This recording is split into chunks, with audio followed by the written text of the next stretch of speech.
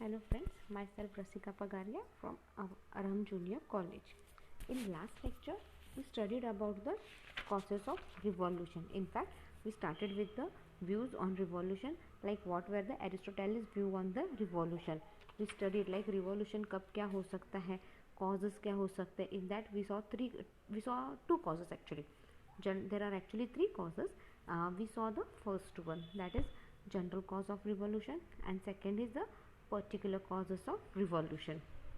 उसमें अपन ने बहुत से पॉइंट्स देखे, लाइक अगर अनफेयर इलेक्शंस वगैरह रहे तो क्या होगा, देन बहुत ज़्यादा किसी को और पावर दे दिया तो उसका एटीट्यूड चेंज हो जाएगा, राइट. फिर माइनर को अपन ने नेगलेक्ट किया. फिर अगर बहुत ज़्यादा माइग्रेंट्स आ गए then also it can be a cause of revolution, क्योंकि इससे इट विल बी difficult for them to adopt our new culture and all. This all we saw in the revolution, in that causes of revolution. Right, now we'll look at the next point of revolution, that is the revolution in a particular kind of state. Finally, Aristotle also discusses the cause of revolution in particular types of states, that is democratic, oligarchy, aristocracy and politics. See, aristocracy क्या कर रहे हैं वो अपना जो revolution है, cause of revolution particular type of state में भी होता है.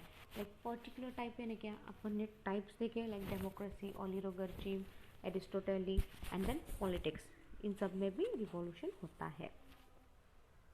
According to him, in democracies revolutions are caused due to excessive use of powers and unwanted condemnation of the rich by the damages. अभी according to him क्या है, in democratic में क्या है, एक्सेसिव पावर आ जाती है, लाइक बहुत जन के पास में बहुत ज़्यादा पावर आ जाती है, राइट. बहुत जन के पास बहुत ज़्यादा पावर हो जाती है तो क्या है, बहुत ज़्यादा पैसे कमाने लगते हैं and it would be dangerous to the society. In oligarchy, revolution takes place either due to rivalry and dissension among the ruling oligarchy or due to oppressive and dictator nature of the ruler. See, in oligarchy क्या होता है, अभी क्यों revolt होता है, राइवरी रहती है कि बाबा मेरे पास था पहले पूरा पावर, अब तेरे पास आ गया है. या फिर एक ओलिगार्ची मतलब क्या, अकेला रूल करने का है, राइट. अकेला ही आदमी सब रूल करता रहेगा तो क्या होगा, उसके हाथ में ही सारा पावर आ जाएगा ना. उसके हाथ में पावर आ जाएगा तो क्या करेगा, वो हर किसी को डोमिनेट करना शुरू कर देगा. एकदम फ्यू लोग में भी क्या, गिने चुने 2 या 3 लोग रूल मिलकर रूल करेंगे ओलिगार्ची में, तो पावर क्या है, 2-3 हाथ की 2-3 लोगों के पास ही रहेगी. इससे क्या हो गया, वो लोग उस पावर का मिसयूज़ भी कर सकते हैं एंड वो क्या है, डिक्टेटरशिप भी होने को टाइम नहीं लगेगा. In aristocracy the revolutions are spearheaded by those who are denied honor which are conferred only on the few. See, aristocracy में क्या हो रहा है, the revolution are spearheaded by those who are, जिनको ऑनर मिलना चाहिए उनको ही मिलता है और एकदम कम लोगों को होता है ये सब. इन polity the revolution is caused due to detective balance of the different elements in the constitution. in polity में क्या होता है, the revolution is caused due to detective balance of the different elements. अभी बहुत सारे एलिमेंट्स रहते हैं constitution में वगैरह सारे, बट अगर उनमें प्रॉपरली बैलेंस नहीं रहा तो क्या है, it would lead to revolt.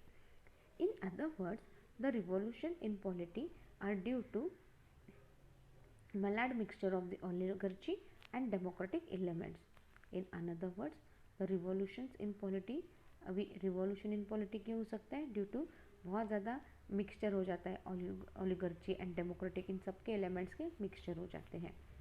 Revolts in monarchy and training are caused by 3 factors, that is hatred, contempt generated in the mind of the people due to insolvent and oppressive behavior of the ruler, personal insult inflicted by the ruler on some notable persons or influence of the foreign state of opposite character.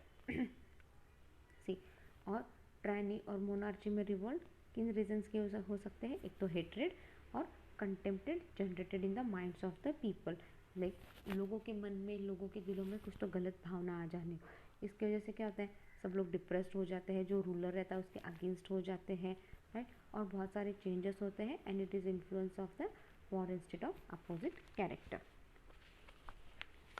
Foreign state से भी अपन influence हो जाते हैं, but उनका system और अपना system अलग अलग रहता है।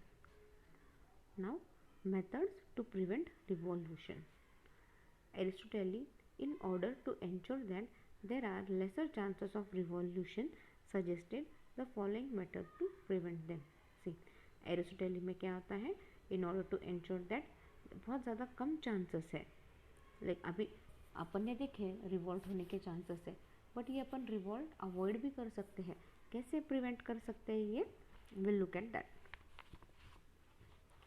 Aristotle called upon the king to believe in one principle, maximum that prevention is better than cure. Aristotle क्या बोल रहे हैं, किंग ने एक ही प्रिंसिपल में ध्यान रखने का कि बाबा prevention is better than cure. Prevention मतलब कि बाबा जिससे आपको पता है कि कुछ भी हो सकता है, गलत होने के चांसेस है, वो चीज़ आप प्रिवेंट करो, that is better than cure. तो किसी के मन में कुछ आएगा ही नहीं। He wanted the rulers to obey law even in smallest matter. वो जो रूलर है वो चाहता है कि रूलर जो भी लॉ बने सब ने वो लॉ एक्सेप्ट करो, भले वो छोटा सा लॉ क्यों ना हो, कुछ भी हो। He believed that transition of even in small amount would sooner or later result in total disrespect and violation. He believed that अगर थोड़ा भी ट्रांसलेशन प्लस माइनस हुआ, थोड़ा भी कुछ भी प्रॉब्लम हुआ प्लस माइनस, तो आगे या कभी ना कभी तो जाके it would lead to total disrespect and violation. बाद में कभी आगे वगैरह जाके वो डिसरिस्पेक्ट भी हो सकता है और वो लॉ का वायोलेशन भी हो सकता है। Further taking cue from the ruler, if people start breaking the law the entire social order would be at stake. See, अगर रूलर ने कुछ लॉ बनाए, अगर वो लॉ कुछ लोगों ने तोड़ना शुरू कर दिया तो क्या है, एंटायर पूरा धीरे धीरे करके पूरा डिसऑर्डर हो जाएगा, राइट। जैसे अपन देखते हैं कि वह अगर कोई सिग्नल तोड़ रहा है, बहुत देर हो गए खड़े हैं, कोई सिग्नल तोड़ा, उसके पीछे लगेज दूसरा जाता है, लगेज तीसरा जाता है। जिनके पास पेशेंस है ना, बहुत कम लोग हैं जो सिग्नल पे ऐसे जब तक वो ग्रीन नहीं होता तब तक रुके रहते हैं। बाकी एक निकला तो दिख रहा है कि थोड़ा कम ट्रैफिक है, गाड़ियाँ नहीं आ रही है, एक निकला, चल ना गाड़ी नहीं आ रही है, तू भी निकल गाड़ी चल बोल के अपन निकल जाते हैं ना। एक ने ब्रेक किया तो धीरे धीरे सब ब्रेक करना शुरू कर रहे हैं, right, but actually it is wrong ना। ही strongly advised the ruler that they must believe that they can fool some people all the time, all the people for some time and not all the people all the time. वो ruler को strong advice क्या देता है, आप फूल बना सकते हो, आप सोचते हो कि मैं तो कुछ लोगों को फूल बना दूंगा, बट हमेशा तो पागल कोई बनने वाला है नहीं। सब people, all the people for some time, not all the people all the times. ठीक है, कुछ लोग बेवकूफ़ भी बन जाएंगे, बट हर कोई बेवकूफ़ हर बार बनेगा क्या, नहीं बनेगा। In other words, people should not be taken for granted and sooner or later they will exploit with suddenness that might take the ruler by surprise. See, हमेशा आप लोगों को ग्रांटेड मत लो। आप एक बार ग्रांटेड ले लेते हो, ठीक है, अगर आप बार बार ग्रांटेड लेना करोगे तो एक बार लोग ऐसे आप पे भड़केंगे, even you will be surprise कि बाबा ऐसा कुछ हो सकता है क्या। He also stated that the ruler must provide due care to all those people in their domain. They should not discriminate between the officer and commoner, between governing and non-governing and the like. अब क्या बोला है, जो ruler है उसने सब लोगों का ध्यान रखना चाहिए, वो डिस्क्रिमिनेट नहीं करना चाहिए ऑफिसर लोगों में, कॉमन लोगों में, गवर्नमेंट नॉन गवर्नमेंट में एंड ऑल, किसी में भी डिस्क्रिमिनेशन नहीं करना चाहिए। Everyone should be treated equally. The principle of democratic equality must be followed. See, the principle of democratic equality, हर किसी को एक जैसा बनाओ, हर किसी को treat equally for everyone, it should be followed. Further, every citizen must be given a chance to express their opinion about the government and that the tenure of the official must be short term. सी अब क्या बोलता है, हर citizen को अपना opinion जो भी है government को लेके, जो भी मैटर है उनको एक्सप्रेस करने का मौका देना चाहिए. और जो गवर्नमेंट ऑफिसर्स वगैरह हैं वो लॉन्ग टर्म तक उसी पोस्ट पे नहीं रहना चाहिए. They should be for short term only. By this method oligarchy and aristocracy would not fall into the hands of the families. See, अगर ये मेथड चलता रहा तो oligarchy and aristocracy would not fall in the hand of the families. ये सब अच्छे से चलेगा. As the internal feuds among the rulers would sap the energy and unity of the state, the ruler must be on constant vigil and keep all quarrels and seduction among rulers at a distance. As the internal feudal, जैसे देखो जैसे जैसे internal matter जो भी है आपके, आप उधर ही सॉल्व करो. रूलर्स वगैरह अगर हर कोई झगड़ा करने बैठ जाएगा, हर कोई झगड़ा करता रहेगा तो इंटरनल मैटर सॉल्व कभी होंगे नहीं ना आपने. Nothing would go on smoothly. आपके इंटरनल मैटर आप अंदर के अंदर सॉल्व करो, उसको बाहर मत आने दो, क्योंकि अगर लोगों को पता चला तो इवन लोग भी बोलना शुरू कर देंगे.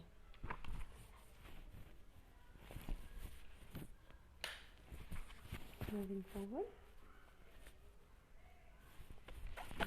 कौन सा पॉइंट था अपना,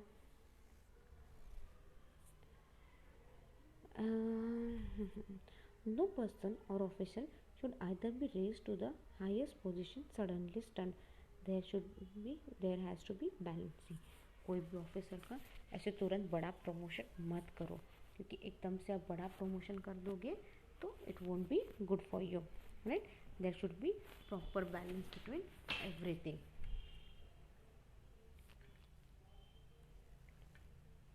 Those who have acquired too much wealth or massed great wealth must be ostracized or banished, and no single society would be allowed to establish its dominance over the others. See, जिन्होंने बहुत ज़्यादा wealth ले ली है, like बहुत ज़्यादा property कर ली, बहुत ज़्यादा वेल्थ कर ली, उनको उनसे कुछ वेल्थ ले लो आप, उनको सारी वेल्थ उनके हाथ में मत दो, राइट. क्या होगा अगर हर किसी के हाथ में सारी वेल्थ चली गई तो क्या होगा, it would lead to an exploitation, it would lead to an dispute and all. तो आय के कुछ ही लोग अमीर बन जाएंगे और बाकी गरीब के गरीब ही रह जाएंगे. तो क्या करना है, मेक श्योर कि बाबा हर किसी को प्रॉपर्टी अच्छे से मिले. To achieve this officer must be given to the opposite element like the rich and the poor. तो फिर अगर बैलेंस रखना है तो क्या है, अपोजिट एलिमेंट्स दो ना. एक जगह रिच है तो दूसरी जगह पुअर को दो, तो सो दैट बैलेंस हो. एक अगर 2 पोस्ट है तो एक रिच को दो, एक पुअर को दो. जो बड़ी वाली थोड़ी सी हाई पोस्ट है वो पुअर को दो, और जो छोटी वाली है वो रिच को दो. क्या होगा, अपने आप धीरे धीरे बैलेंस मेंटेन हो जाएगा, right. Aristotle further stated that public officer must be made lucrative. See, public officer पर भी ध्यान रखो और उन पर बहुत ज़्यादा भेदभाव, मेक श्योर कि वो सबको एक अच्छे से ट्रीट करें. By doing this the poor will not be attracted and the richer must occupy them without any additional advantage. See, अगर ऐसा कुछ चलता रहा तो क्या है, पुअर लोगों को क्या है, उसकी ज़मीन है, हड़पो, ये करो, ये सब सारी फीलिंग नहीं आएगी. और रिच क्या रहेंगे, वो उतने ही रिच रहेंगे, उनको एडिशनल कुछ नहीं मिलेगा. The poor then stick to their work and grow rich, and the rich would occupy officer without getting richer. See, अगर वो पुअर उस वर्क पे काम कर रहा है तो क्या है, वो थोड़ा सा ऊपर आ जाएगा, वो थोड़ा रिच हो जाएगा. और जो रिच है वो भी पैसे वाला ही रहेगा, बट उतना ही रहेगा, बट बहुत ज़्यादा पैसे वाला नहीं बनेगा. Under these conditions, the poor would have satisfaction that they all have jobs, and the rich, on the other hand, would be satisfied that they occupy high position. See, under this condition क्या feeling आएगी, poor को क्या satisfaction रहेगा कि बाबा मेरे पास भी अच्छा job है और मैं भी थोड़ा अच्छे से कमा सकता हूँ. और दूसरे तरफ क्या रहता है, रिचर का क्या रहता है, जो रिच आदमी है उसको क्या फीलिंग रहता है कि बाबा मेरे पास अच्छा खासा जॉब है, मेरे पास अच्छी खासी पोजीशन है और मैं अच्छा खासा कमा रहा हूँ। Thus, democracy and aristocracy would be combined to produce a stable polity. So यहाँ पे क्या हो रहा है, डेमोक्रेसी और एरिस्टोक्रेसी दोनों कंबाइन करते हैं. The retiring officer would hand over the charge of public fund to another in public, and the officer who performs was good must be honored. See, अभी अपने को मालूम है, अभी आप एक ही पोस्ट पर बहुत साल तक नहीं रह सकते, एक एज के बाद आपको रिटायरमेंट लेनी पड़ती है. सो जो रिटायर ऑफिसर है उसने अपने चार्ज जो भी है और पब्लिक फंड जो भी है वो सब कुछ जो उसकी जगह पे है उसको हैंड ओवर करना चाहिए. और अगर उस पब्लिक ऑफिसर ने बहुत अच्छे से काम किया होगा, बहुत ईमानदारी से काम किया, लॉयल रहा, तो ही should be honoured. When he is living he should be honoured properly. He further stated that the rich should not be allowed to exhibit their richness as it causes jealousy among others.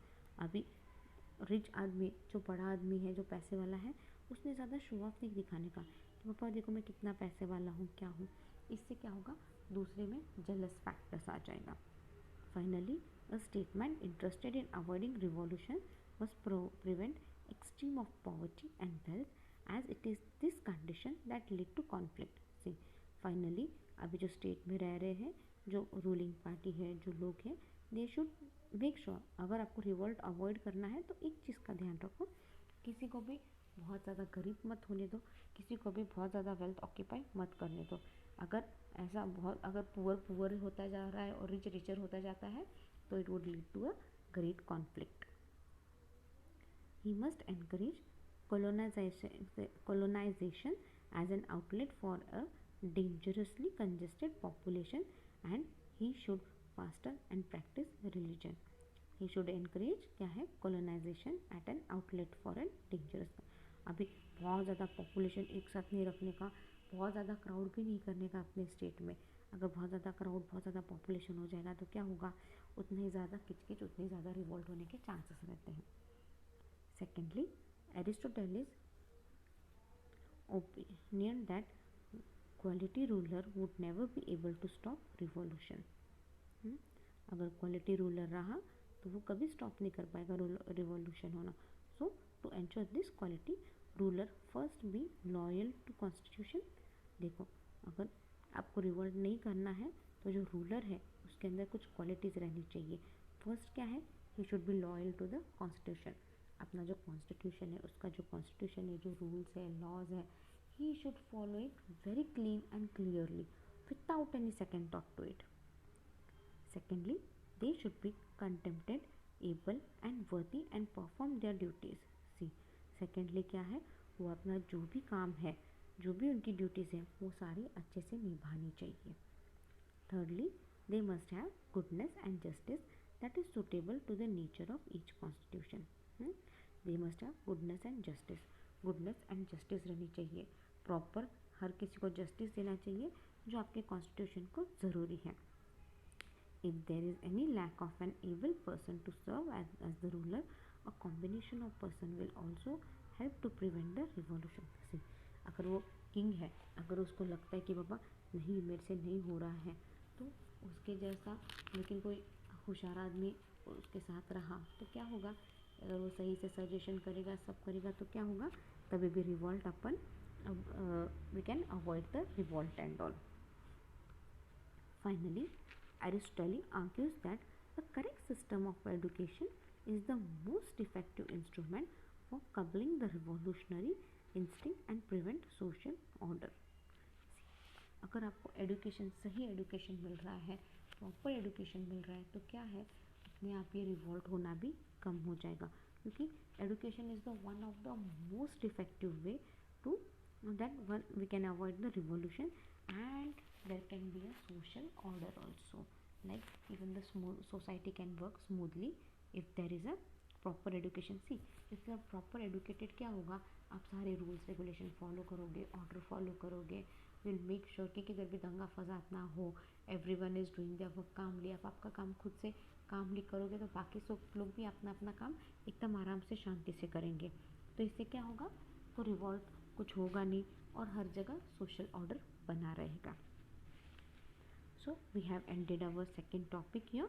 If you have, just read the topic thoroughly. If you have any doubt, mail me on my mail ID. My mail ID is rasika.pagaria@arahamedu.in. Thank you.